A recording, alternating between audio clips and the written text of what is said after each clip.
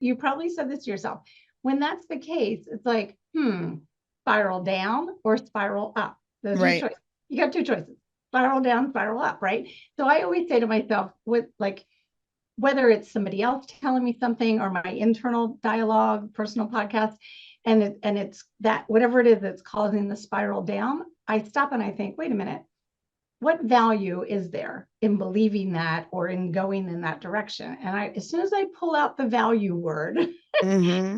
can usually stop me in my tracks and go, wait, there's no value in believing that or succumbing to that or wallowing in that or whatever. And as soon as I pull out the value card, it's all over. I'm heading back up again. Fear stops us from achieving our true greatness. Are you a professional woman who is feeling stuck, unmotivated, or burned out? Are you worried about your wellness? Are you letting fear stop you from crushing your goals? If you answered yes to any or all of these, then this is the podcast for you. Dr. Charmaine Gregory, night shift emergency physician, burnout thriver, and wellness champion, along with everyday heroes just like you, will explore how to face fear in our lives and emerge victoriously. Hey, thanks for checking out this episode. Be sure to click the subscribe button and the notification bell so that you get notified when the next video comes out. It only takes 2 seconds to make 2 clicks. So let's do it. Let's get back to the video. Hello, Fearless Freedom Tribe. This is Dr. G, and I am back with another exciting episode of the Fearless Freedom with Dr. G podcast. Today, we have Terry Short, and we have a unwelcome guest, which is the frog in my throat. So excuse that. But Terry is our welcome guest. So Terry, you have got to tell us all about yourself and what you are up to. Okay, well, I feel like I'm always on with the frog in the throat because I always sound like this. So I didn't know you had a frog, but welcome to the club. So I'm in California, and what I'm up to is a year ago, I stood up a company called the Thriving Leader Collaborative, and that was on the heels of writing a book about the words we choose. So I'm obsessed with what words matter and leadership development or human development, really, and people leaning into a new way to develop themselves, and that is from the heart. It's an inside job. So that's what I've been all about for the last, let's say, 2 years. Awesome. Words are extremely powerful. You are so right. It's like I was having a conversation very recently with my oldest child, and we were trying to explain to him that self-talk is huge in what we're able to accomplish. And we tried to explain it in the sense that, like, we never had to have like external stimulus for us to be driven. But we found that this generation seems to need it. And, they haven't grasped the concept of just utilizing your own like positive energy to like drive yourself forward. And so what happens is they get into like a situation where they have to face a fear, or they have an obstacle and they have no idea how to deal with it or how to get around it. And so we tried to explain to him that words are very powerful. Like what you tell yourself, his first instinct is always going to be to say, I can't. And we were trying to tell him that yes, that's correct. If you say that every time, you will not be able to do the thing. But if your first instinct, instead of saying I can't, is to say I will, just find a way, right? Like it may not be obvious right away, but like finding the way around the problem, over the problem, through the problem, whatever it is, but finding a solution of sorts is how you're going to get through not just this particular situation, but everything in life. And I'm like, how can you feel this way when your mom talks about facing fear all the time? It's so crazy. Well, yeah. I have a tip for you. So does your son listen to podcasts? Does he listen to mom's podcast? He does not. He does not? Okay. Well, he probably walks around still with earbuds in, listening to music, listening to something, right? Yeah, he does. So I call it your personal podcast. So next time, why don't you say, hey, so this this inner narrative is your personal podcast, right? It's telling him, I can't this, I can't that. So what's it telling you? Why is it telling you that? What words is it choosing to tell you? And, how do those words affect you? And so as it maybe relating it to the personal podcast, like this thing that you're hearing in your head, just like we listen to music and we listen to podcasts like Right, yours. right, Yeah. right. Only then the change is he gets to be the producer and the narrator and the director. Yeah. Not as good. I think I will try that. Awesome, awesome, awesome. So tell us about how you got into this. Like, how did you just wake up one day and you were like, okay, I'm going to, explore this particular avenue?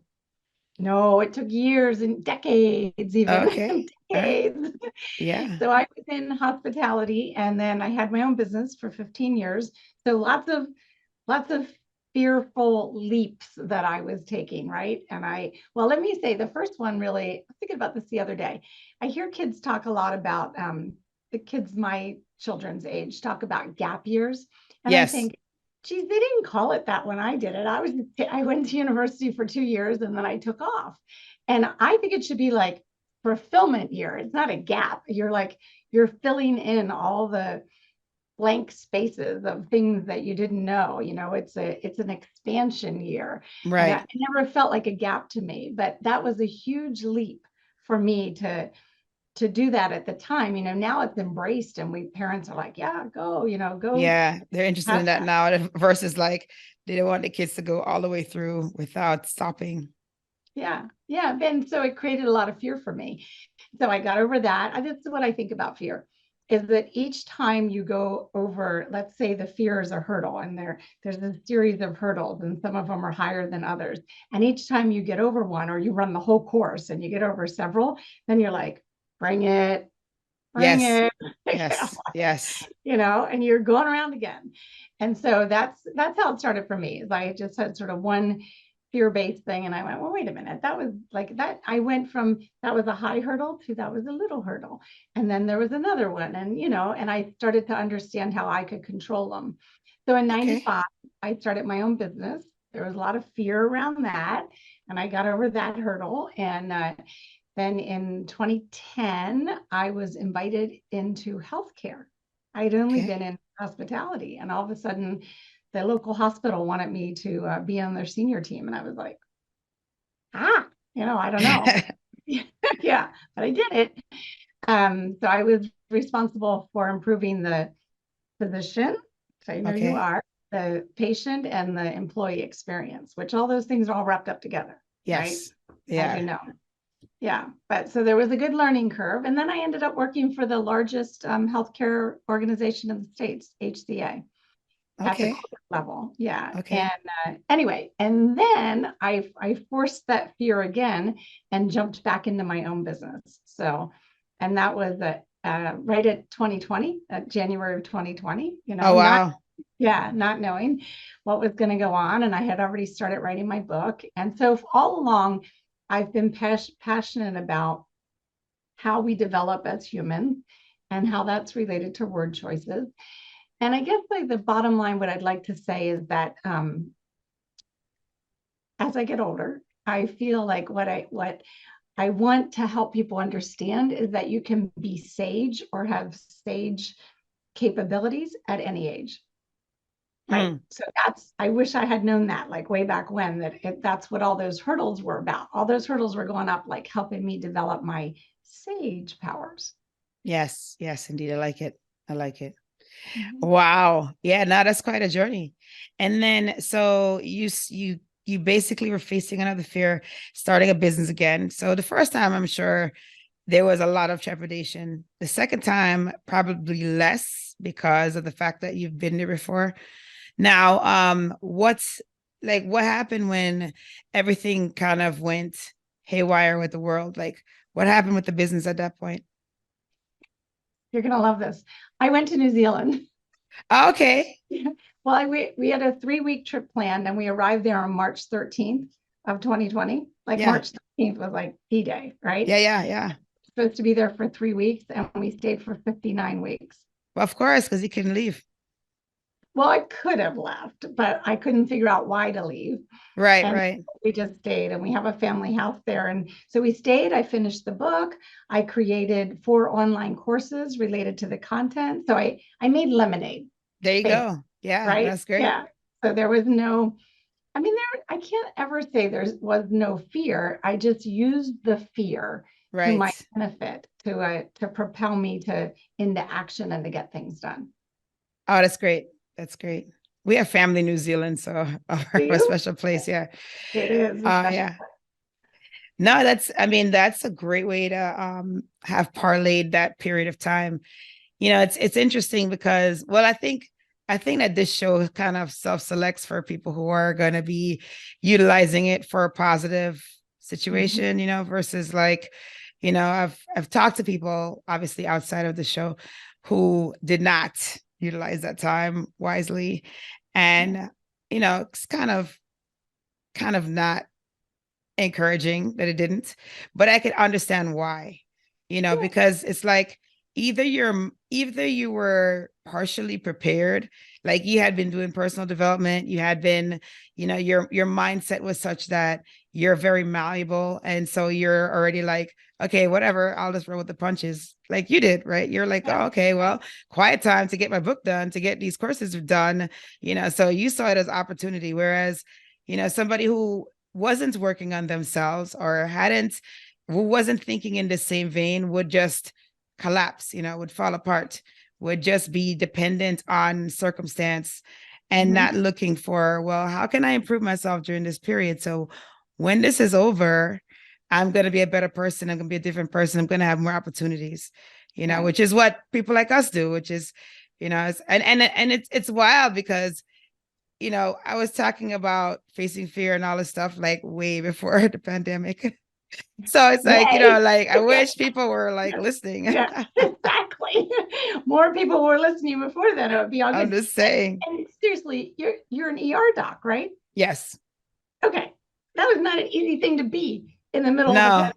No, it and wasn't. To overcome any sense of fear and to see the bright side. And yeah, like that's a good example. You are a good example. Yeah, it was definitely not pleasant. Right. It was like the opposite of pleasant. It's like every day, all day, every day. But so here's the thing that you probably said this to yourself. When that's the case, it's like, spiral down or spiral up. Those are your choices.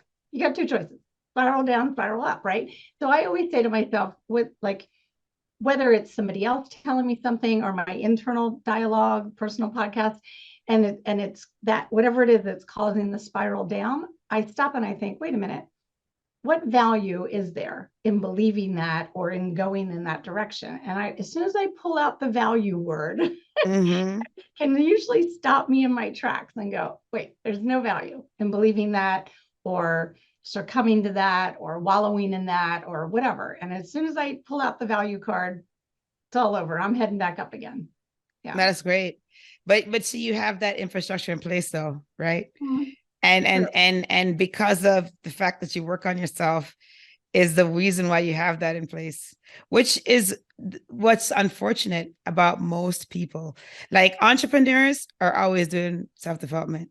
They're always doing it. That it's essential, or else you will not survive as an entrepreneur. Right. And so if you've never like stretched yourself, if you've never made a decision to just change one little characteristic about yourself, you will never have that skill set that you describe. Yeah, that's right. Because it begets more. Right. It begets more as you go. Yeah. So my mission, actually, my ultimate mission is to change how we do leadership development in corporations and companies, that instead of just saying, okay, do this, or here's this new thing, or fill out this form or whatever, that we all go inward, that the whole process is about going inward and looking inward first and having practices and behaviors built in.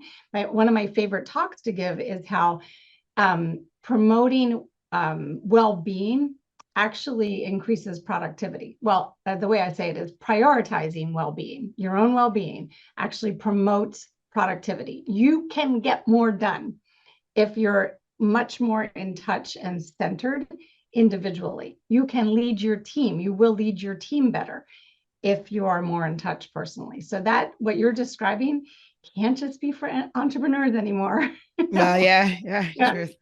Yeah. Yeah. That's and we do need people to be better leaders.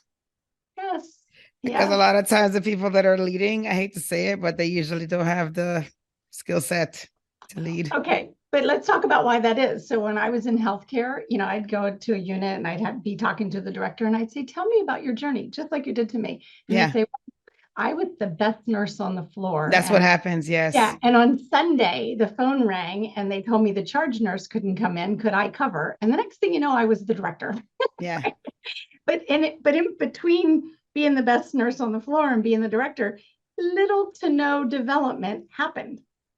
Like it just whoop, and they're like plopped down like in the new universe. And that's how that happens. That's how that leadership issue. They don't intend to be a bad leader. They intended to be a Right. great nurse. Right. Right. Yeah. Right. Yeah. Yeah. Yeah. It's very unfortunate. Very, very unfortunate.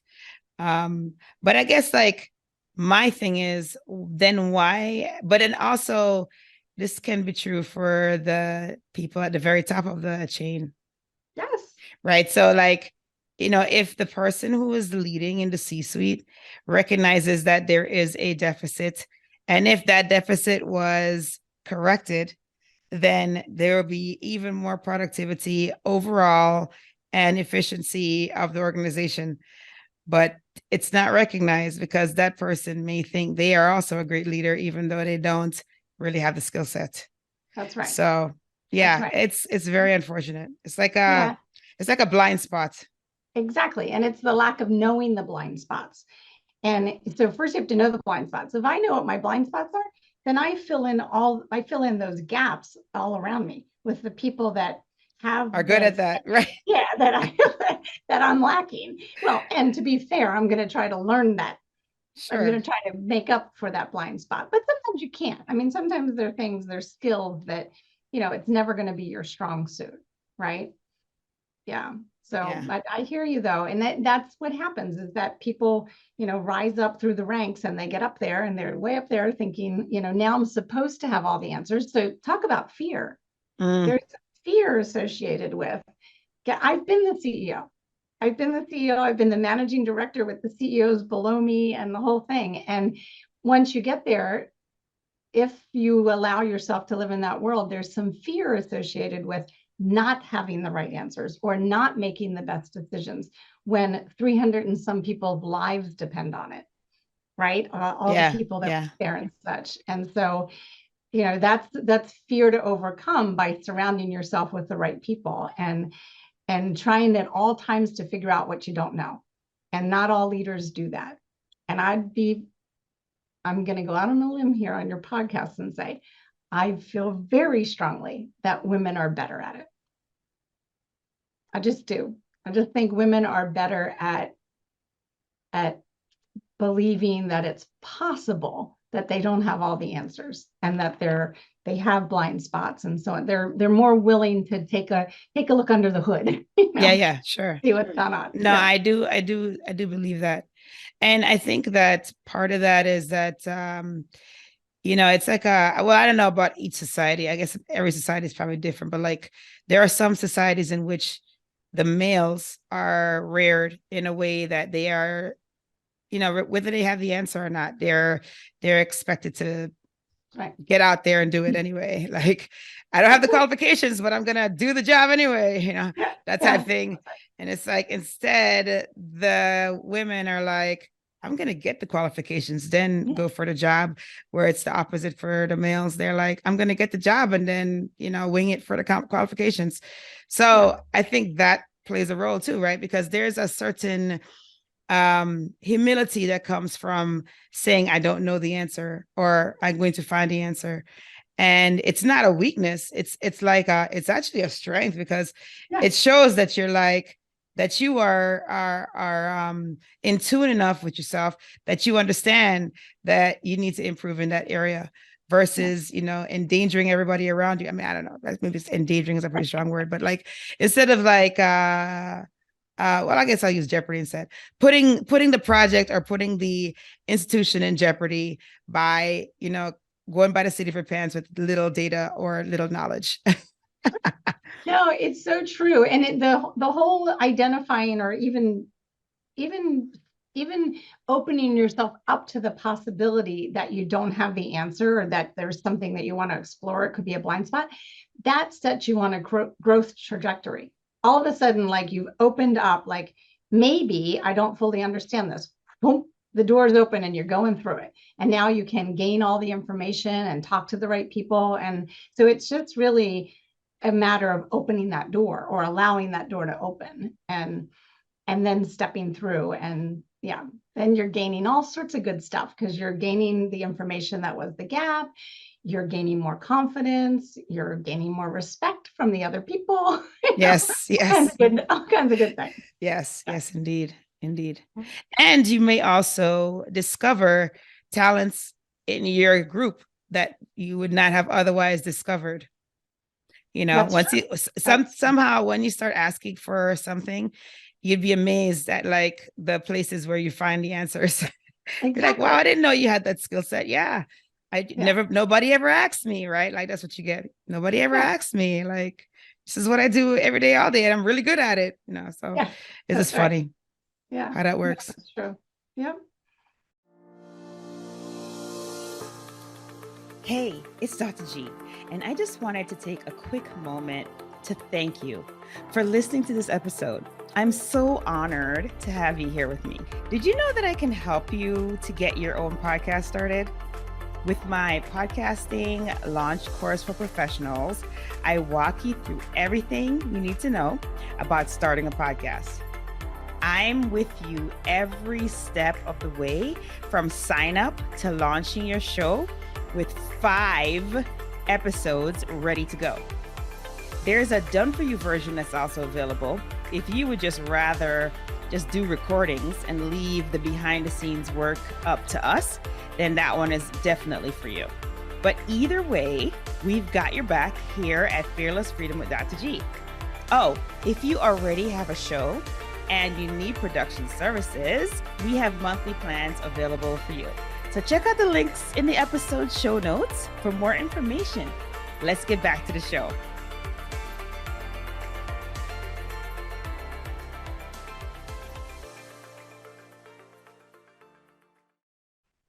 Awesome. And so now you have to tell us if somebody is wanting to work with you, how can they do that? Well, I actually have a wait list for one-on-one coaching clients, but I do a retreat once a year and I do quarterly group coaching. So that's a good thing to connect with. And then you could have me come to your organization. I can fix the whole thing, right? Instead of one-on-one. So my website is thrivingleadercollaborative.com and my email is Terre, my name's spelled a little differently, Terre at thrivinglc.com. So I'd love for people just to reach out and connect and let's just talk about what your needs are and what's going on at your organization. Awesome.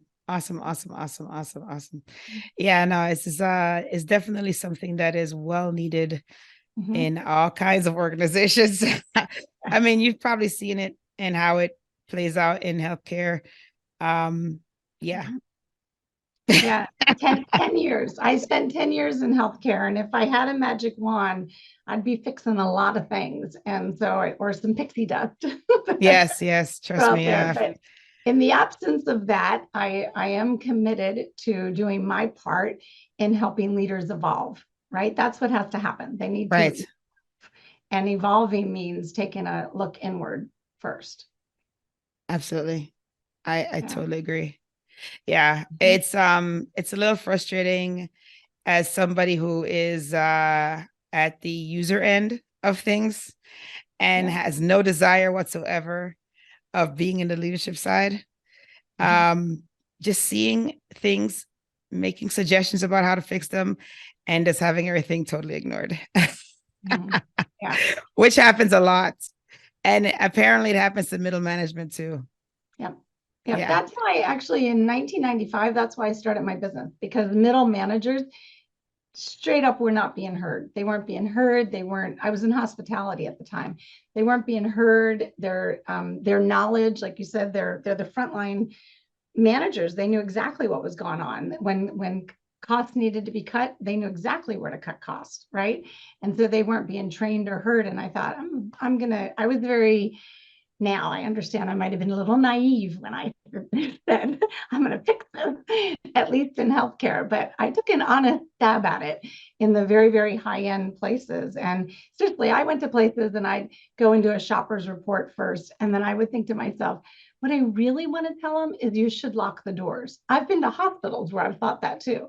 But Sure. when I do my first initial assessment, and I really want to go back and say, I think you should lock the doors. There's so much to do. But anyway, I am absolutely committed to doing my share in helping leaders make the changes necessary so that it doesn't have to be that hard. So this is the other thing. The individuals that I coach, they will express like the joy of leadership has like disappeared, like whoop, gone, poof.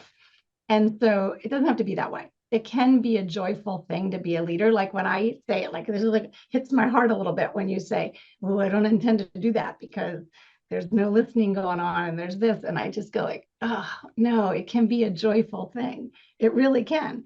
Because here's the deal: they're the individual contributors, and that's fine. That's if somebody wants to be an individual contributor forever, because with that we need that, right?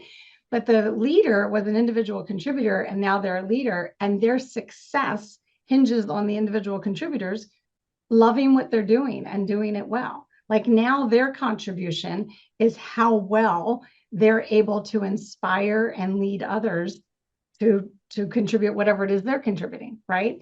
So that's where you find the joy in them seeing the connection they have to that frontline deliverable, whatever it is, and how well that's being done, and the connection, like the impact that their decisions have on the other person's ability to do that, whatever that thing is. Right. No, absolutely. Yeah, no, that's I think that's incredibly helpful because it's a huge need. So Yeah. thank you for the work. Thank you for doing the work. Yeah. Thank you for yours too. Yeah. Yeah, I'm like, yeah, you're welcome. Yeah. I never know like what to say. People say thank you for, doing, working in the ED, because like that's all I've ever known. You know what I mean? Yeah. I mean, outside of like my entrepreneurship stuff, but like that's all I've ever known, and that's all I ever really wanted to do. So, it's so, but yes, I appreciate the thank you. I really do, because we just don't hear it enough. And people are like, well, why do you want me to hear that? But I'm like, I mean, just think about anything that you do, hearing thank you is kind of cool. It encourages you to continue. Yeah. I mean, whatever amount of patients you saw, 20, 30, 40, 50 in a day, think of the impact that you had on them, on their loved ones, Oh, yeah. on the staff. I mean, the points of impact are huge. And so that's what I'm saying. Like, thank you for the points of impact that it's so much greater I've been in a lot of super busy emergency departments with 30, 40 people waiting in the hallway, like that kind of thing. Yeah. Plus the waiting room. Waiting, all waiting for beds. And just the impact that each individual has, it's enormous. It's enormous. Yeah. Well, I take it. Thank you. I appreciate it. Appreciate your gratitude. Mm-hmm. And so, it's like, it's always a funny thing though, because it's like I said, you're like, oh, I'm just doing my job, but I guess it is something that touches a lot of people. You're right. Yeah, absolutely. Yeah. So you have to like, so you have to tell us, let's just go back for a second to your experience in New Zealand. So you said family home. So you're from New Zealand originally? No. My husband's aunt built a house there in 1999, and okay, we going in 2000. So when we were going in 2020, we were going to celebrate 20 years Oh, Different family okay. members go. We go pretty frequently, probably more than the rest of the family. And so we were going to celebrate that and with our kids and my sister-in-law and brother-in-law and such, and they all went home. And we were like, why are you going home? Oh, I see. They went back in the middle of the pandemic. Yeah, they only, well, it was a 3-week trip. Some of Right.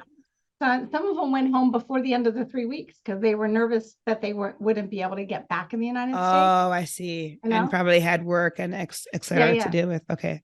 Yeah. And I can do my coaching from anywhere, right? Right. And so our Freedom. daughter and my niece stayed for about 3 months, which was lovely. And then Yes. they got a little antsy too. But see, we only had lockdown for 6 weeks. It was a very serious lockdown. It was Right. very different than what went on here. It was like, don't leave the house lockdown. Right. Yeah. Right. But then people actually listened, That's right. And they which only is have a difference, right? very different. There was Yeah. like one team, there's only 5 million people. Everybody followed the rules and, what have you. And then for the rest of the year, we could walk around freely and no mask. And there was no COVID because then now there's no COVID on the island. Right. Right. Right. So yeah, it was lovely. Yeah. Yeah. Yeah. My cousin told me about it. Yeah. No, that's great. That is great. You got to go. You got to go. I'm positive you deserve a break. Oh yeah, we're gonna go. It's just that like it's kind of hard to get there from here. We have to go to like Hawaii and then down there. It's kind of ridiculous. So when we get like a more direct route, we will go. Yeah. Because we gotta go see family and we gotta go. We want to go down to the south and go see where the Hobbits, where that was all filmed, Lord of the Rings, where it was filmed. So that's where we are. We're in Queenstown, and I've around and not a big fan of the movies, but I've actually hiked and I can see the wars taking place and such where, when you're in these certain areas, it just kind of brings it to life, which is cool. That is awesome. That is awesome. Yeah, no, we definitely intend to come. But your seasons are flip-flop. Like right now it's here is summer all year around, right? But in New Zealand, it's like in our December time is like your summer or something like that. My cousin was saying. So Christmas it's super hot and sunny. Yeah. Yes, which would be, I mean, it's like that here too. But if we were to come in the summertime, it would be more chilly. Well, where we are in Queenstown, there are 3 ski areas. So you would go there to go skiing. Wow. That's like a thing. Yeah. People that ski in North America, when the winter's over, they head down there. Okay. Yeah. It's a thing. Cool. Yeah, it's funny you should say that because for us, skiing is a lot closer. It's only 3 hours away. Japan. Yeah, well, I can imagine it's quite the hurdle. It's enough for me to get there from California. I can't even imagine how hard it would be for you to get there. That's why I was like, whoa, that's really cool. But I think, oh my God, that's awesome. That is awesome. It's a wide world out there, which is what I love. And so, we are at the part of the show where we talk about filling in the blanks. I love it. We have 3 of those. Are you ready, Terry? Okay. I'm ready. Okay. The first one is, if I am fearless, I will.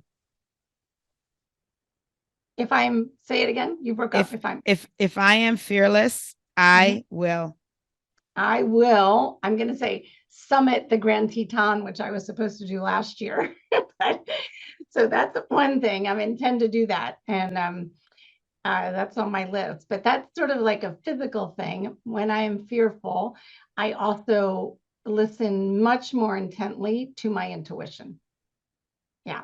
I pay better attention to my intuition. Love it. Yeah. Mm-hmm. The next one is, to me, fearless freedom means. Fearless freedom it makes me think of the word choices, is allowing myself to let it go of the narratives and the stories that no longer serve me.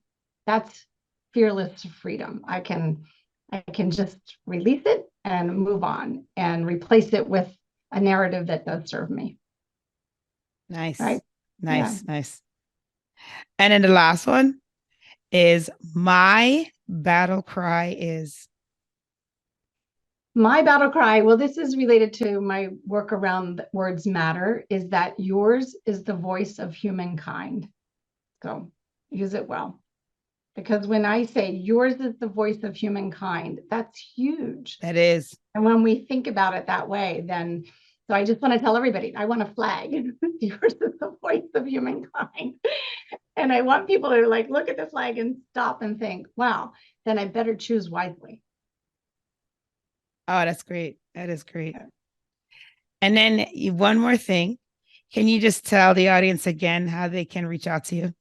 Absolutely. They can email me, Terre, Terre, at thrivinglc.com. And then the website where like lots of free resources, lots of good stuff, templates and leadership related things is at thrivingleadercollaborative.com.